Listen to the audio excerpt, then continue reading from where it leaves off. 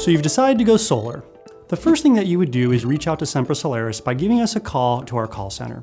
Our call center will take your information and will schedule an appointment for a sales rep to come out and visit you at your home. A lot of times people would like to receive a quote over the phone, but we believe that the best way to provide you with the best customer service is to have one of our reps come out to your house and walk you through the process on how everything works. Once you've decided to move forward with your solar process, you will get a call from our office and we'll reach out to you to schedule a site assessment. We will come out to your home, we'll get up on your roof and we will measure everything. We'll take lots of photos, do a lot of design work, and we'll figure out what can be done to make sure that we can provide you with the best system possible. Once we've gathered that information, we will bring all that information back and we'll bring it to our design team. They will do an overlay where they will lay all the modules on your roof and figure out where all the electrical equipment's going to go. Once we've sent that to you, you will review the overlay and respond back by providing us with an approval, or if you have any questions, you come back to us and we will make alterations as you request. Then what's going to happen is that we'll go ahead and we'll submit for permitting.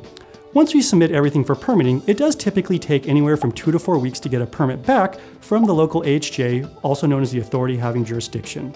Once we've confirmed that you have all of your HOA stuff in order, if applicable, financing, upgrades, or any other things necessary, we'll go ahead and give you a call and we'll schedule your solar installation.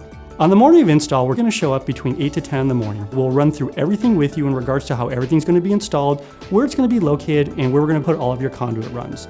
Once you've agreed and you're happy with how everything's going to go, we start your installation by putting all of our safety equipment in place.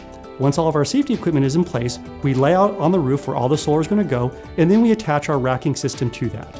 From there, we take the solar modules and we attach it to the racking system, and that is how we mount the system to the roof. Once all the modules have been attached, we will run conduit from the solar modules down to the inverter. The inverter will be placed in the garage or on the outside wall next to your main service panel, wherever you wanted it placed. We will then bring all the information back to our office and we will schedule your final inspection.